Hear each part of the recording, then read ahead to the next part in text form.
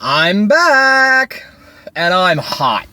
I am steamed, and I'll tell you what, it's not just from the weather here in my home state, where we're hitting our first 80, 90 degree summer days, and it's not even officially the first day of summer. But I'm also hot and steamed up over another news story. And we can all sigh a breath of relief on this. It's not about transsexuals and transgenders and genderqueer and gender nonconformists in the bathrooms. Amazingly enough, it took a gorilla getting shot to shut people up about the bathrooms for a while. But no, this story involves a rape. And this story is a direct bit of evidence.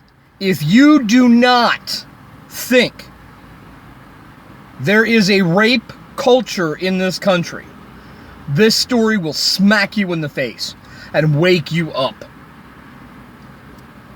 It's also a perfect example of straight, heterosexual white privilege in this country. And it comes out of Stanford University. And if you haven't heard this one, you need to go and do a quick Google search and read some of the article and read the articles that you find about the young man who was a student at Stanford, was there on a swimming scholarship, was a championship star swimmer, had aspirations of going to the Olympics and becoming an Olympic swimmer. And he's found outside by a dumpster, sexually violating a woman who is passed out. And he's discovered by two gentlemen riding bicycles. They run, or he runs. One of the guys tackles him. The cops arrest him. The young lady's taken to the hospital. They do a rape kit. She has abrasions and dirt inside of her. Her necklace was all tangled up, and she had copious amounts of pine needles in her hair. More so than just laying down on the ground and there being a lot of pine needles. That is how brutal this violation of her was. Now, back in the 50s, back in the 60s, even back in the 40s, in the rare event that a rape case came forward, the defense attorney asked questions, and it was expected, and it was justified. I can't see the justification in it, but the court system allowed it to happen. The rapist's attorney would ask, what were you wearing? Did you look at him? How did you look at him? Did you say anything to him? In an attempt to discredit her testimony. Because if he raped her, she had to have been asking for it. And in that case, that's exactly what this young son of a bitch did through his attorney. Did you urinate? When did you urinate? Where did you urinate? Did you urinate outside? Was there anyone with you when you urinated? When the police found your cell phone, they saw a conversation between you and your boyfriend where you said you would reward your boyfriend for something. What was it you were going to reward your boyfriend for? And what did you mean by rewarding your boyfriend? When you were in college, were you a partier? How much did you drink? Do you have a history of drinking to the point where you pass out? These were the questions that were asked to discredit the victim. Now, I'm sorry. It doesn't matter that she had been drinking. It doesn't matter that she had been passed out. It doesn't matter what she meant when she told her boyfriend, "I'll reward you for this." It doesn't matter whether she winked at this kid at a party that they were both at where she accidentally overconsumed and overindulged in alcohol. None of that matters. The fact is, at some point, she passed out. She was passed out and unconscious when the two guys on bicycles found him violating her. She was violated to the point where there were lesions inside of her, and there was dirt and debris from the ground inside of her. Some people might argue, oh, well, maybe she likes it rough. Maybe that's the way she likes it. Drink till she passes out and has a guy take advantage of her. Maybe she's into consensual, non-consensual. I don't care. When you have debris and lesion, when the inside of you has lesions from being violated and there's dirt and debris from the ground, that goes beyond liking it a little rough. That goes beyond some kind of weird sex play, consensual, non-consensual. Okay? But what makes it worse in this case is the judge's response. It went to trial. She was re-victimized by this son of a bitch's defense attorney during the trial.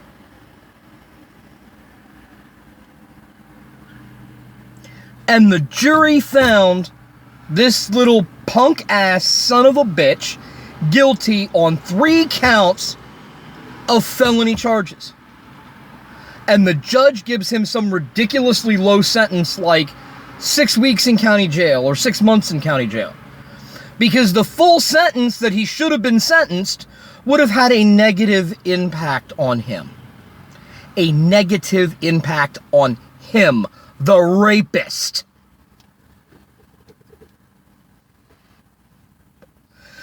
And he releases a statement on how he wishes to work with an organization that goes around to high schools and tells and warns of the dangers of overconsumption of alcohol and quote unquote sexual promiscuity on college campuses. Excuse me? Sexual promiscuity? Rape, I think, goes a little bit beyond fucking sexual promiscuity. Rape is fucking rape. He raped her. The court system re-victimized her during the trial. And the judge basically gives him some mamby-pamby little sissy-ass fucking slap on the wrist. Oh, do a little bit of time in the county jail, because if we put you in the state prison for an extended time, which is what you should get, it'll be too damaging to you in the long run. And the judge and this punk's defense attorney and other people have argued that look at what he's already lost. He's lost his swimming scholarship to Stanford. Boo-hoo fucking who! He's lost all his championship titles from his swimming, his athletic career of swimming. Boo-hoo fucking who! How about the mental scars? How about the night terrors his victim has to deal with?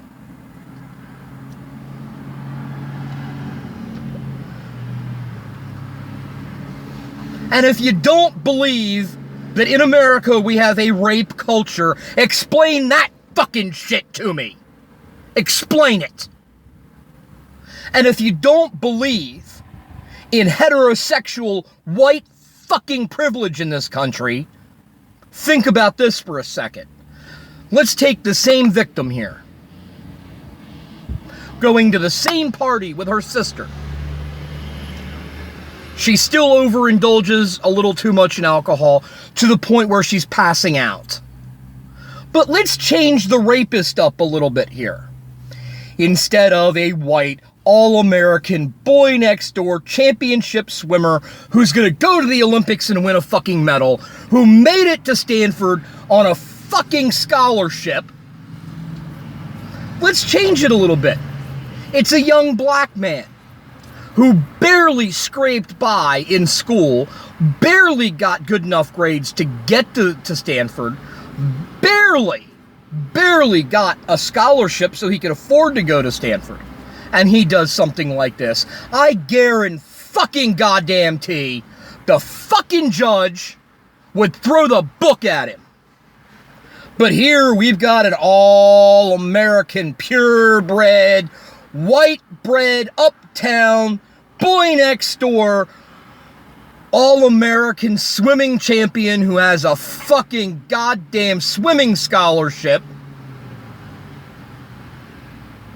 And sending him to jail would be too damaging to him.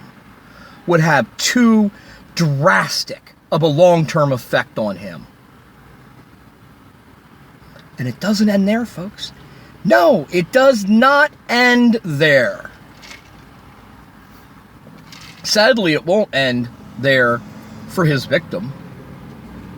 She's got a long road ahead of her, overcoming night terrors and feeling worthless and everything else that comes along with being a rape victim.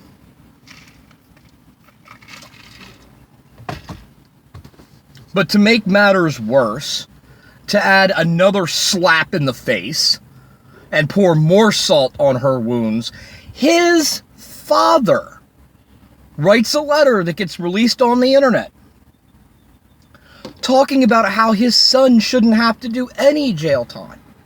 How his son has already been punished enough because he had to give up his scholarship and all his championship titles from swimming, and how he's already been damaged by the traumatic events of being accused of rape. He doesn't eat anymore. He only eats to survive. He's not his usual happy-go-lucky self. Boo-hoo, hoo, hoo, hoo, hoo, hoo. He's been a victim. He's now a victim of the legal system. Really? And what about the fucking consideration to his victim? Did you ever think about that? Did you ever think about that? If by chance the young woman who was raped by this little punk-ass son of a bitch is watching my video, I'm sending you all my positive thoughts.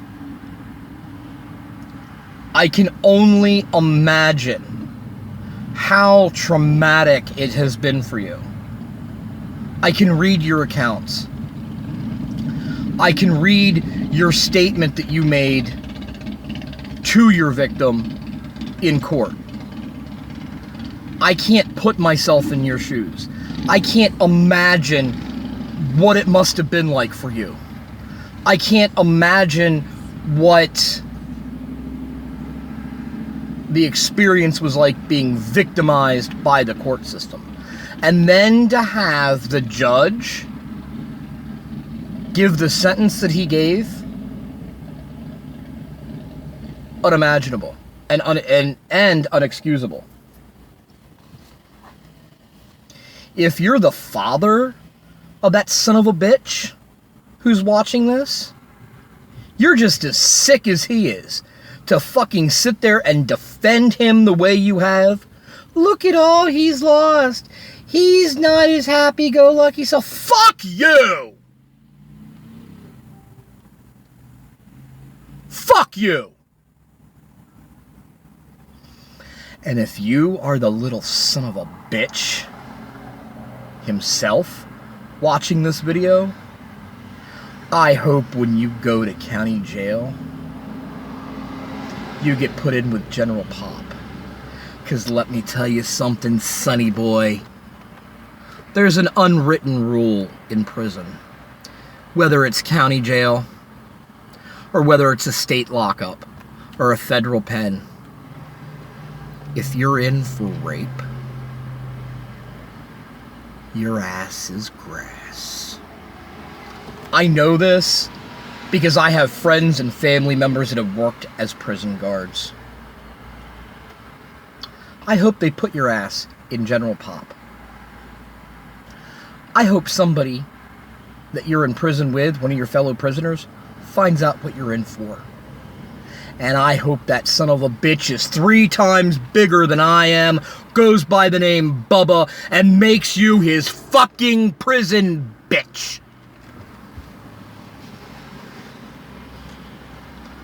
I try to be compassionate to both sides of any situation. I'm in favor of repealing the death penalty for most instances. I'm in favor of community justice and trying to work things out between the victim and the perpetrator. But there are some crimes in my book that are just inexcusable. And there are some crimes that I believe punishment should fit the crime. And in this case, fuck jail time. In this case, the ultimate justice for this little punk-ass motherfucker is for him to be knocked out fucking cold, unresponsive. Pump his ass up with some milk of fucking amnesia. And bring in the young lady that he raped, and give her a strap on, and let her violate him as brutally as he violated her. Let him deal with it. Let him find out what it's like. Maybe then he'll change his fucking tune. Maybe then he'll be a hell of a lot more apologetic and have a lot more remorse and regret for what he did. Because I'll tell you right now, the only regret he has is the fact that his ass is going to fucking jail, even if it is for just 6 months or 6 weeks or whatever the hell slap on the wrist, mamby-pamby penalty the fucking judge gave.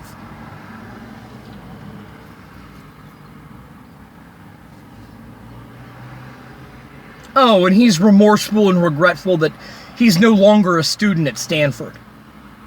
Remorseful and regretful that his chance at going to the Olympics is gone. Regretful and remorseful that he lost his scholarship and all his championship titles. That's what he's regretful about and remorseful about. He has no remorse for his victim. And if you're one of these people that sits back and wonders, how does this happen? If you're one of these people who wonders, why is society like this? Let me give you my opinion. Let me put my 2 cents in the pot here. You know, some blame the TV shows and the movies. Some blame the music. Some blame the lack of religion in schools and in families. Some blame everything but themselves, and I'm telling you right now, it's my humble opinion. The way I see it, we have nobody to blame for the way shit is in our society and for how fucked up we are as a human race. The human race. We have nobody to blame but ourselves. Especially when it comes to the rape culture in this country. I mean, come on. We are a nation that elects senators and congressmen who make statements like, well, when you buy a car, you make sure you have a spare tire. Women should just go out and buy rape insurance. Or what was the other one? In cases of legitimate rape, the body has biological systems to prevent pregnancy. Legitimate rape? Really? Really? And at first I was blown away by the level of crassness and crudeness of these people getting elected. I thought, wait a minute, Shit like that was some 1950s bullshit.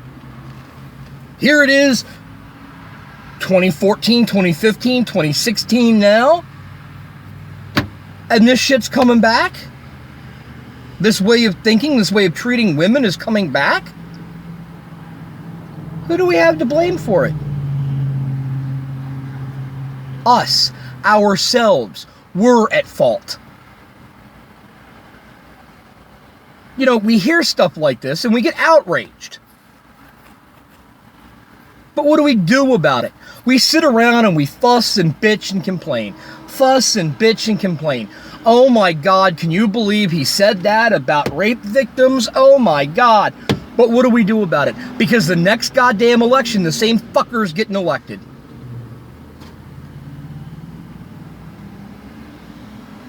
There's problems that need to be addressed in this society. There's problems that need to be fixed in this society. But instead, we want to stand around pointing fingers. It's the music. It's the TV. It's the video games. And we don't want to look in the mirror. We don't want to look at ourselves. And we don't want to accept blame, our own share of the blame, for our society being as fucked up as it is. Wake up, people. Wake up. If you're outraged as much as I am about this story, wake up. You know, it's a sad day in America when young ladies are going to high school and their principals are handing them memos instructing them on how they should dress. Because showing a little bit too much skin, a little bit too much cleavage, might be too distracting for the male students. And might give the male students the wrong idea. But we can't tell our little boys it's not okay to put our fucking penises inside asses and vaginas of people who say no.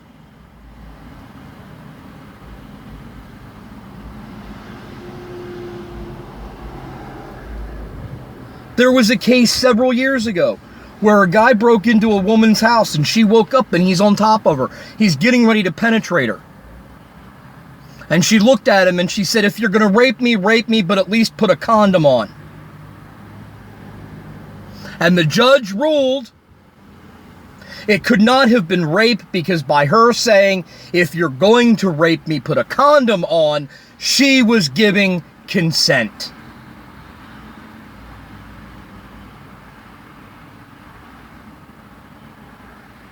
So we have to teach our daughters. If you're getting raped, don't beg your rapist to put a condom on because that's giving consent. But we can't teach our boys not to fucking rape people? Really? Society's fucked. We're all fucked. But that's just one American's opinion.